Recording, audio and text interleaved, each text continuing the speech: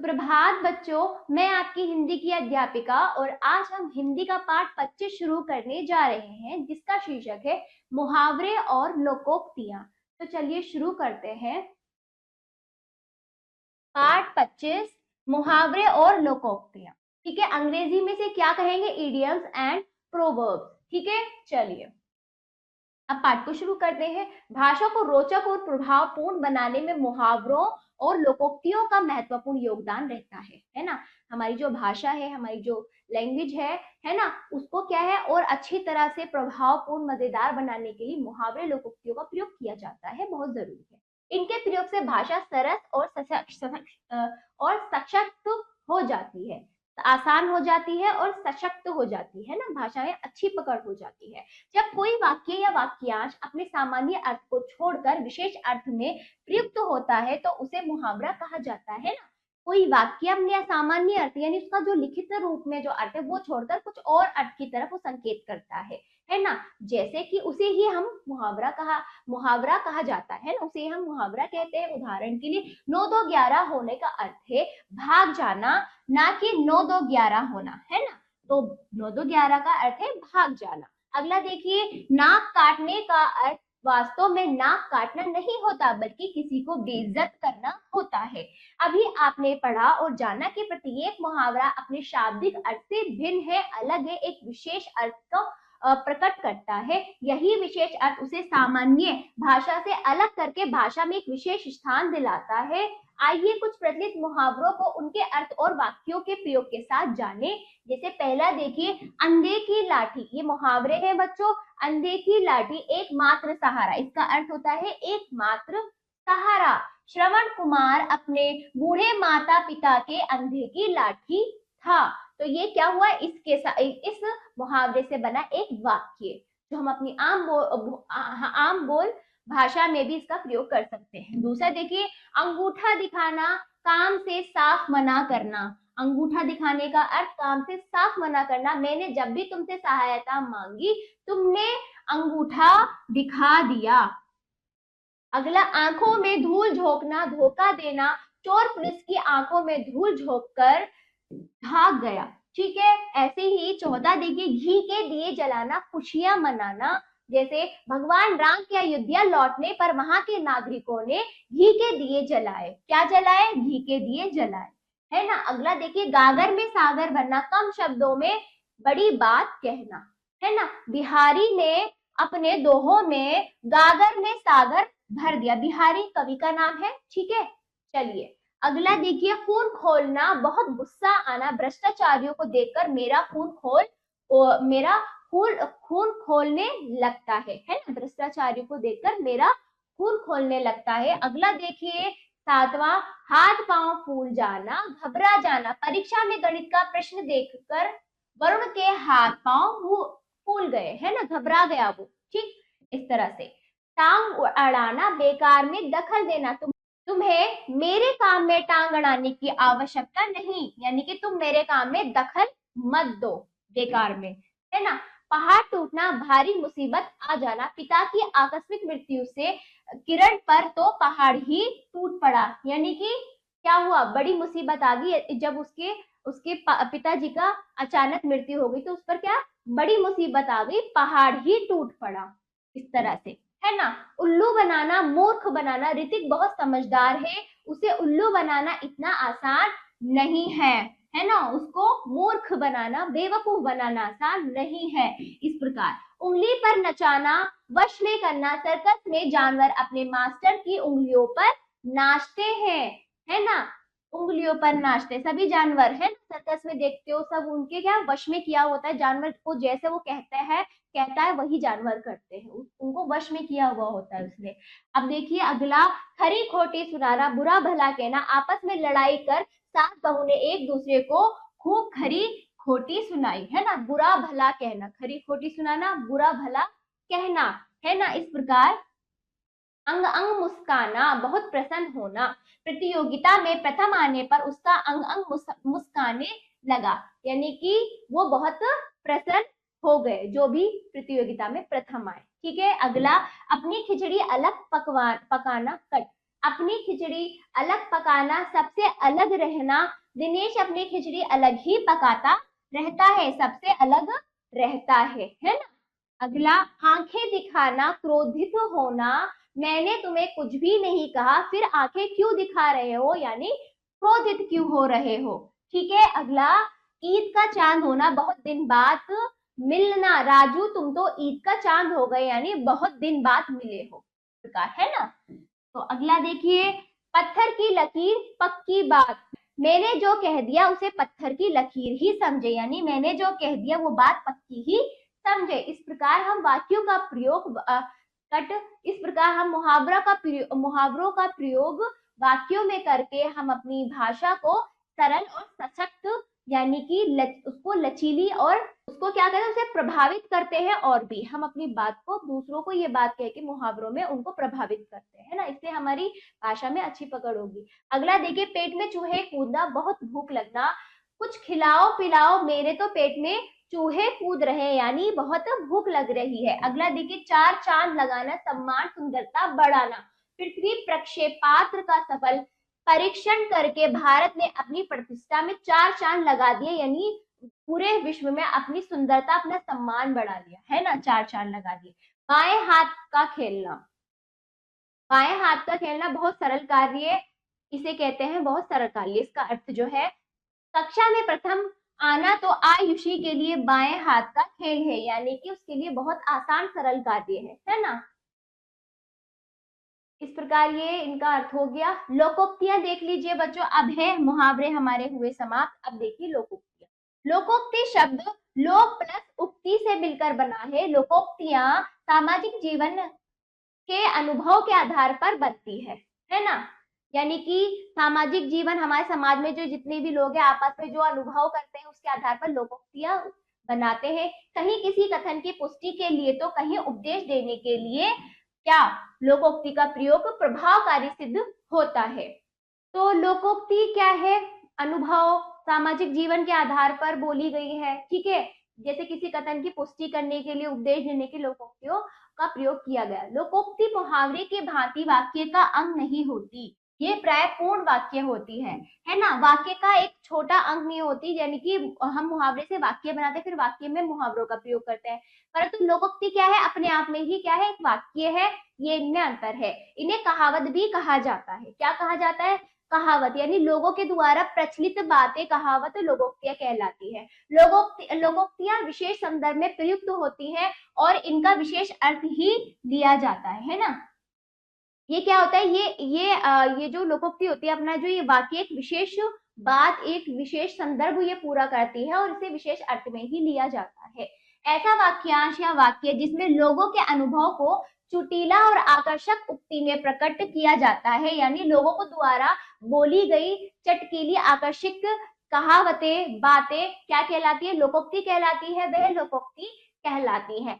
आइए कुछ प्रचलित लोकोक्तियों को उनके अर्थ और वाक्य प्रयोग के साथ जाने। नंबर 1, अंधा क्या चाहे दो आंखें। ये क्या है, आपकी एक लोकोक्ति। अंधा क्या चाहे दो आंखें, अर्थ है बिना प्रयास इच्छित वस्तु की प्राप्ति हो जाना। बिना प्रयास, बिना कोशिश के आपकी जो कामना है वो पूरी हो जाना, इच्छित प्रस्तुत की प्राप्ति हो जाना।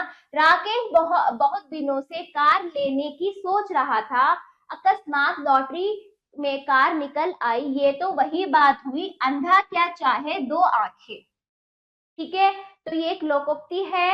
इस प्रकार देखिए, ये पूरी यहाँ से लेके यहाँ तक एक वाक्य था, एक यहाँ से लेके यहाँ तक एक वाक्य था पूरा मिलाकर, लेकिन कहीं भी लोकोक्ति का बीच में नहीं हुआ, जैसे मुहावरा का होता है। लोकोक्ति का प्रयोग अंत में हुआ वाक्य के पूर्ण स्वरूप में। अगला, एक पंथ दो काज। ठीक है, एक पंथ दो काज का अर्थ है एक साथ दो काम हो जाना। ठीक है, मैं व्यापार के सिलसिले में आगरा तो जा रहा हूँ, ताजमहल भी देख आऊंगा। एक पंथ दो काज हो जाएंगे। इस प्रकार लोकोक्ति का अंत में वाक्य के प्रयोग में हुआ। ठीक है, ना कि वाक्यांश के रूप में। ये वाक्य वाक्यांश के रूप में अपने आप में पूर्ण होते हैं या वाक्य के अंत में अधिकतर प्रयोग होते हैं, बाकी मुहावरों की तरह ये किसी भी वाक्य के बीच में नहीं होते। है ना, यानी कि मुहावरे की तरह ही क्या है, शब्दों या उसके उसमें शब्द पदों के रूप में नहीं होते, ये अपने आप में क्या होते हैं, वाक्य होते हैं, इतना ध्यान रखिए। एक अनार 100 बीमार, एक ही वस्तु के अनेक चाहने वाले। हिंदी अध्यापिका के लिए विद्यालय में एक पद है और उसके लिए आवेदन 10 है। ये तो वही बात हुई, एक अनार 100 बीमार, यानी एक ही वस्तु के अनेक चाहने वाले। अगला देखिए, घर का भेदी लंका ढाए, है ना, ये सब कहावतें हैं। आपस की फूट से हानि होना।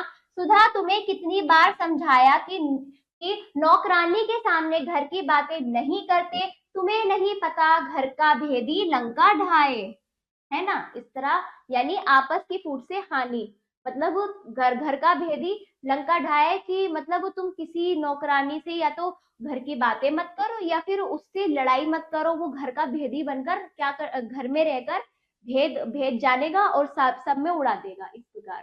ठीक है, अगला देखिए, ना रहेगा बांस ना बजेगी बांसुरी, किसी चीज को जड़ से ही नष्ट कर देना, है ना। परीक्षा पास आ गई फिर भी तुम लोग पढ़ते नहीं हो, मैं तो केबल ही कटवा दूंगा, फिर तो ना रहेगा बांस ना बजेगी बांसुरी, है ना, किसी चीज को जड़ से ही मैं खत्म कर दूंगा, यही कारण है जो आप नहीं पढ़े, तो ना तो बांस रहेगा ना बजेगी बांसुरी। अगला चलिए, दूर के ढोल सुहावने, दूर की वस्तु अच्छी लगना, इसका अर्थ है दूर के ढोल सुहावने का अर्थ है दूर की वस्तु अच्छी लगना। दिल्ली में बैठकर मुंबई की चकाचौंध बहुत अच्छी लगती है, परंतु वहां पहुंचकर पता चलता है कि दूर के ढोल सुहावने होते हैं, यानी दूर की वस्तु अच्छी लगती है ना। पास में जाकर देखो पता चलेगा कि कितनी कितनी समस्याएं होती हैं, दूर से ही अच्छी लगती है कोई भी चीज, इस तरह से ये कहावत या लोकोक्ति कहलाई।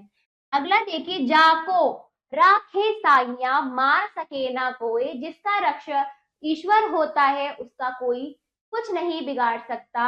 इसके अनुसार देखिए वाक्य, गांव का प्रिंस लगभग 60 फुट गहरे गड्ढे में गिरकर भी बच निकला, ठीक ही तो है जाको राखे साइया मार सके ना कोई, यानी जिसे ईश्वर रख सकता है उसका कोई कुछ नहीं बिगाड़ सकता, है ना, मृत्यु भी आकर वापस लौट जाती।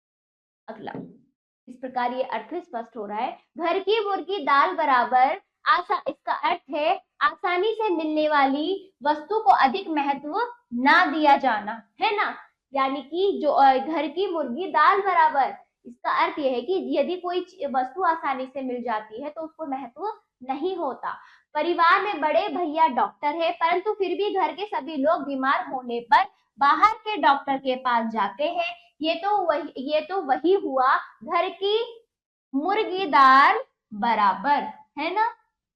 चलिए, अगला देखिए, उनके मुंह में जीरा, अधिक खाने वाले को कम देना, है ना, यानी कि इस हाथी को 4 गन्ने खिलाने से क्या होगा, ये तो इसके लिए ऊंट के मुंह में जीरे के समान है ना, इस तरह से उसको अधिक ये तो वही वाली होगी, वही वाली, तो इसके मुंह ऊंट के मुंह में जीरा, यानी अधिक खाने वाले को कम खाना देना, 4 गन्ने से कुछ नहीं होगा इसका, हाथी का। ठीक है, अगला देखिए, थोथा चला बाजे घना, गुण कम दिखावा अधिक, इसका अर्थ है गुण कम दिखावा अधिक। बातें तो तुम बहुत बड़ी बड़ी बनाते हो लेकिन नतीजा कुछ नहीं निकलता, ये तो वही बात हुई, थोथा चला बाजे घना, यानी गुण कम दिखावा ज्यादा, तुम दिखावा ज्यादा करते हो, गुण तुम्हारे अंदर नहीं है, इसका ये अर्थ है। अगला देखिए, जल में रहकर मगर से बैर, किसी के अधीन या प्रभाव में रहकर उससे शत्रुता करना, यानी कि तुम किसी के साथ रह रहे भी हो और उससे दुश्मनी भी निभा रहे हो, है ना, उसके साथ भी रहते हो और उससे नफरत या घृणा भी करते हो, इसका ये अर्थ है। फिल्म इंडस्ट्री में डायरेक्टर के खिलाफ बोलकर क्यों जल में रहकर मगर से बैर लेते हो, यानी किसी के अधीन भी रह रहे हो, तुम उससे काम निकलवा रहे हो, है ना, डायरेक्टर जो फिल्म मेकर होता है, फिल्म अच्छे से बनाता है, तुम उसी से ही बैर रख रहे हो, तो ये बात कहिए कि तुम उससे शत्रुता क्यों कर रहे हो जब तुम उसके अधीन कार्य कर रहे हो। आ बैल मुझे मार, अर्थ है मुसीबत को स्वयं बुलाना, राह चलते जानवरों को छेड़ना, आ बैल मुझे मार वाली स्थिति जैसी है, जैसे कोई कोई जाता है राह चलते जानवरों को छेड़ता है, गुस्सा आएगा, आपको मार दिया उसने, टक्कर मार दिया, काट लिया, तो क्या है, मुसीबत को स्वयं तुम बुलाते हो उनको छेड़कर, आ बैल मुझे मार। अगला देखिए, कंगाली में आटा गीला, मुसीबत में मुसीबत आना, एक तो नौकरी नहीं उस पर घर में 10-10 मेहमान आ बैठे, यहाँ तो कंगाली में आटा गीला, यानी कि समस्या में समस्याएं उत्पन्न होना, यही वाली बात बोली है। एक तो नौकरी नहीं पर घर में 10-10 मेहमान आ बैठे हैं, तो इसमें क्या हो गया, कंगाली में आटा गीला हो गया कि परेशानी समस्या में समस्या उत्पन्न हो रही है, मुसीबत में मुसीबत। अगला देखिए, ढाक के तीन पात, हमेशा एक सी हालत में रहना। ढाक के तीन पात का अर्थ है हमेशा एक सी हालत में रहना। वाक्य देखिए, रीना की तुम कितनी मदद कर लो वह नहीं सुधर सकती, उसकी हालत तो ढाक के तीन पात समान है, यानी उसकी हालत तो ऐसी ही रहेगी, कोई परिवर्तन नहीं आएगा चाहे उसकी कितनी मदद कर लो। अगला देखिए, सब दिन होतना एक समान, इसका अर्थ है सब दिन हमेशा एक जैसे नहीं रहते। आज असफलता हाथ लगी है तो क्या हुआ, परिश्रम करके सफलता प्राप्त कर लेना मेरे भाई, सब दिन होत ना एक समान, यानी सभी दिन एक समान नहीं होते, ये अर्थ दे रहा है। अगला देखिए, काठी हांडी बार बार नहीं चढ़ती, यानी बेईमानी बार बार नहीं चल सकती। निखिल, तुम इस तरह हर बार झूठ बोलकर अपने आप को बचा लेते हो, पर याद रखना काठ की हांडी बार बार नहीं चढ़ती, यानी बेईमानी बार बार नहीं क्या होती, चढ़ सकती, कभी ना कभी पकड़े जाओगे, इसका ये अर्थ है। अगला अगला देखिए 17, छोटा मुंह बड़ी बात, योग्यता से बढ़कर बात करना, इसका अर्थ है योग्यता से बढ़कर बात करना। खुद तो एक चपरासी हो, बात करते हो दूसरों को अफसर का पद दिलाने की, इस तरह छोटा मुंह बड़ी बात करना तुम्हें शोभा नहीं देता, यानी योग्यता से बढ़कर तुम बात मत करो, तुम तो खुद चपरासी हो, ये अर्थ। अगला देखिए, कहाँ राजा भोज कहाँ गंगू तेली, इसका अर्थ है दो व्यक्तियों की प्रतिष्ठा में जमीन आसमान का अंतर है, ठीक है, इसका ये अर्थ है। जैसे वाक्य देखिए, मात्र दो कहानियां लिखकर अपनी तुलना प्रेमचंद से करते हो, अरे कहाँ राजा भोज कहाँ गंगू तेली, यानी प्रेमचंद महान, ठीक है, महान लेखक थे, कवि थे, है ना, तो उनकी उनकी कहानीकार थे, है ना, ज्यादातर उन्होंने कहानियां लिखी है, तो दो कहानियां लिखकर तुम प्रेमचंद की भांति बन जा रहे हो, तो कहाँ प्रेमचंद कहाँ राजा भोज कहाँ गंगू तेली, यानी कि तुम जो दो कहानी लिखकर अपने आप को पता नहीं क्या समझो, इसका ये मतलब है। जिसकी लाठी उसकी भैंस, शक्तिशाली की ही जीत होती है, इसका अर्थ है शक्तिशाली की ही जीत होती है, ठीक है। वाक्य देखिए, ऋषि को कोई कुछ नहीं कह सकता, वह तो कक्षा का मॉनिटर है, यहाँ तो उसी का राज चलेगा, क्योंकि जिसकी लाठी उसकी भैंस, शक्तिशाली की ही जीत होती है, क्योंकि उसका वो क्या है, यहाँ का मॉनिटर है, चलेगा उसी का ही, है ना, ये स्पष्ट हो रहा है यहाँ पर। पराधीन सपने हूं सुख नाही, पराधीन सपने हूं सुख नाही का अर्थ है गुलामी में कभी चैन नहीं। वाक्य देखिए, जब हम परतंत्र थे तो यही कहा करते थे कि पराधीन सपने हूं सुख नाही, यानी परतंत्र यानी जब हम स्वतंत्र नहीं थे, जब अंग्रेजों का अधिकार हम पर आ गया था, हम गुलाम थे, तब हम क्या कहते थे, उस समय के लोग क्या कहावत थी, पराधीन सपने हूं सुख नाही, यानी गुलामी में कभी चैन नहीं होता, इस प्रकार। ठीक है बच्चों, लोकोक्तियां समाप्त हुई, पुनरावृत्ति देख लीजिए, इस पाठ में हमने क्या क्या देखा, क्या क्या सीखा। भाषा को प्रभावशाली और आकर्षक बनाने के लिए मुहावरे और लोकोक्ति का प्रयोग किया जाता है। दूसरा, मुहावरे सामान्य अर्थ ना देकर विशेष अर्थ का बोध कराते हैं। तीसरा, इनके प्रयोग से भाषा सजीव, रोचक और प्रभावशाली हो जाती है। और क्या देखा हमने, लोकोक्ति शब्द लोक प्लस उक्ति से मिलकर बना है, जिसका अर्थ होता है लोगों द्वारा कही गई उक्ति। अगला, लोकोक्ति को कहावत भी कहा जाता है। फिर लोकोक्ति का स्वतंत्र प्रयोग होता है ना, लोकोक्ति अपना मूल अर्थ नहीं छोड़ती। ठीक, चलिए बच्चों आओ करें अभ्यास। पहला देखिए, क निम्नलिखित प्रश्नों के उत्तर दीजिए। पहला, मुहावरा किसे कहते हैं, मुहावरे के प्रयोग से भाषा पर क्या प्रभाव पड़ता है। दूसरा, मुहावरे और लोकोक्तियों में अंतर स्पष्ट कीजिए। इन दोनों प्रश्नों का उत्तर आप अपनी अभ्यास पुस्तिका में लिखित रूप में आप स्वयं देंगे। अगला देखिए, आ जाइए, निम्नलिखित मुहावरों के अर्थ लिखकर वाक्य में प्रयोग कीजिए, वाक्य प्रयोग कीजिए। ठीक है, तो पहला है पेट में चूहे कूदना, यानी बहुत भूख लगना।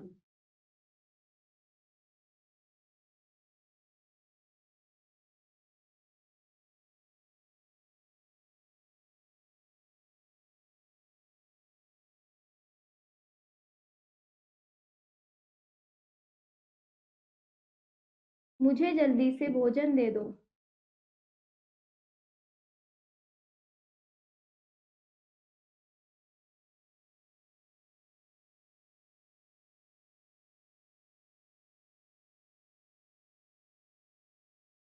भोजन दे दो।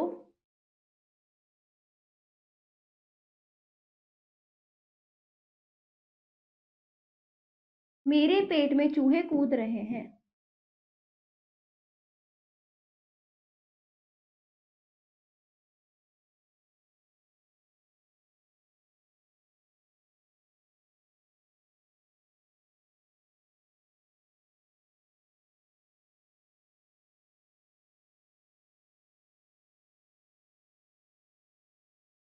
ठीक है, चलिए ये पूरा हुआ बच्चों आपका। अगला देखिए, खरी खोटी सुनाना का अर्थ है बुरा भला कहना। बुरा भला कहना।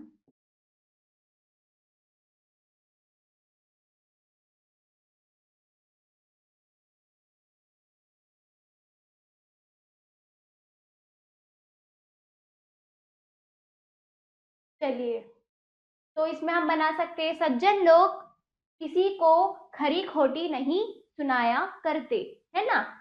सज्जन लोग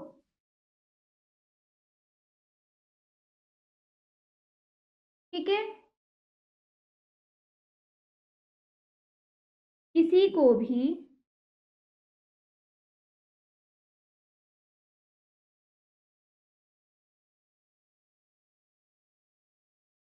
खरी खोटी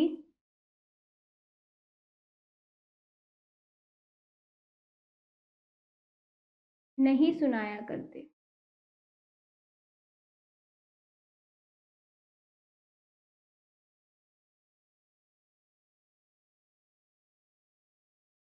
ठीक है, दूसरा भी पूरा हुआ, और बाकी आप स्वयं करेंगे, या आपका अभ्यास कार्य है। अगला देखिए बच्चों, उचित मिलान कीजिए। मुहावरे लोकोक्तियां हैं, तो उनके अर्थ में हमें उनको सही मिलान करना है। उसके घी के दिए जलाना, खुशियां मनाना। एक पन दो काज, यानी एक साथ दो काम। ठीक है, चार चांद लगाना, सम्मान सुंदरता बढ़ाना। हाथ पांव फूल जाना, घबरा जाना। अंधे की लाठी एकमात्र सहारा। तो इनको सही अर्थ में हमें सही मिलान करना था। ठीक है बच्चों, अब आ जाइए अगला अभ्यास। निम्नलिखित लोकोक्तियों का अर्थ लिखकर वाक्य प्रयोग कीजिए, यानी कि आपको ये लोकोक्ति है, इसका वाक्य बनाना है। ठीक है बच्चों, तो चलिए बनाइए।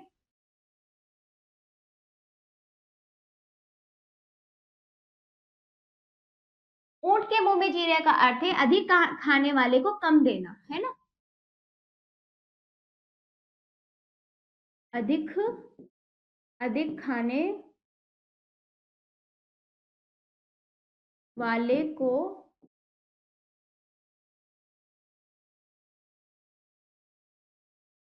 कम देना। ठीक है, तो इसका वाक्य बनाइए। अब कैसे बताइए, कैसे बनाएंगे। एक तो लिखिए वही, जैसे कि इसमें हमने पढ़ा था, एक हाथी को तो चार केले खिलाने के बराबर ऐसा हो गया जैसे ऊंट के मुंह में जीरा। तो आप ये भी लिख सकते हो, एक हाथी को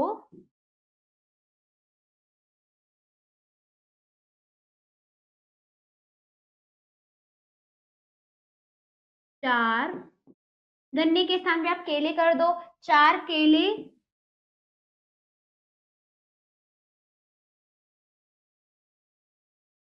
खिलाना ऐसा हुआ जैसे ऊंट के मुंह में जीरा।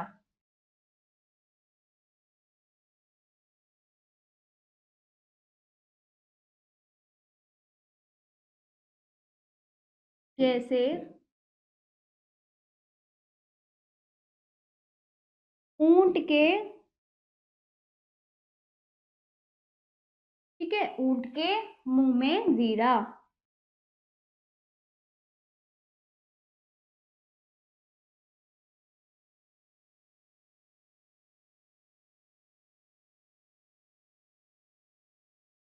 ठीक है, ये हुआ पूरा।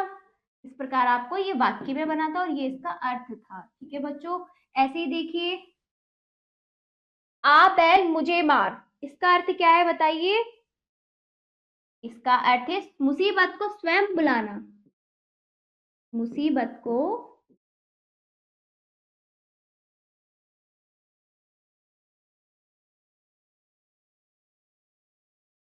स्वयं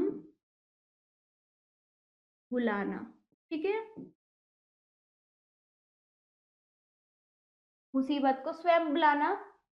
आबेल मुझे मार का अर्थ है मुसीबत को स्वयं बुलाना, तो इसका हम वाक्य में प्रयोग करेंगे कैसे? हमें किसी भी प्राणी को कष्ट नहीं पहुंचाना चाहिए, तो आबेल मुझे मार का अर्थ है मुसीबत को स्वयं बुलाना। ठीक है, स्वयं बुलाना। ठीक है, तो इसका वाक्य, किसी प्राणी को कष्ट देना ऐसा होगा आबेल मुझे मार। किसी प्राणी को कष्ट देना आबेल मुझे मार की स्थिति हो जाएगी, है ना? किसी प्राणी को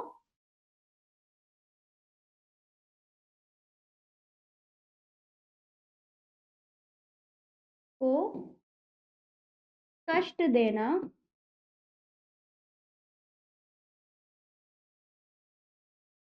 आबेल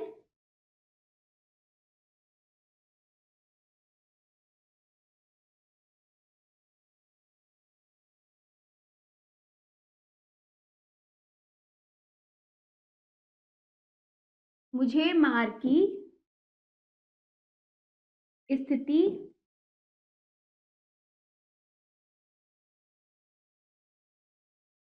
उत्पन्न हो जाएगी।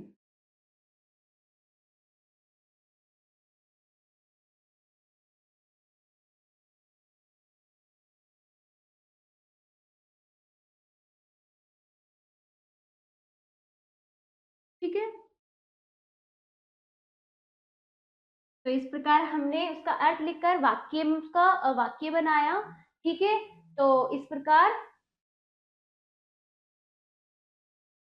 चलिए, तो ये दो मैंने करा दी, बाकी आप स्वयं करेंगे। अगला देखिए, बहुविकल्पीय प्रश्न, मुहावरे का कौन सा अर्थ लिया जाता है? क्या लिया? विशेष अर्थ, सामान्य अर्थ बताइए। मुहावरे का विशेष अर्थ लिया जाता है। फिर आंखों में धूल झोंकना मुहावरे का अर्थ है धोखा देना, है ना? तो ये पाठ यहीं पर समाप्त हुआ। आशा करती हूँ बच्चों आपको ये पाठ समझ आया होगा। इसका अभ्यास कार्य आप जरूर कीजिएगा, और अब हम मिलते हैं अगले पाठ पर। धन्यवाद।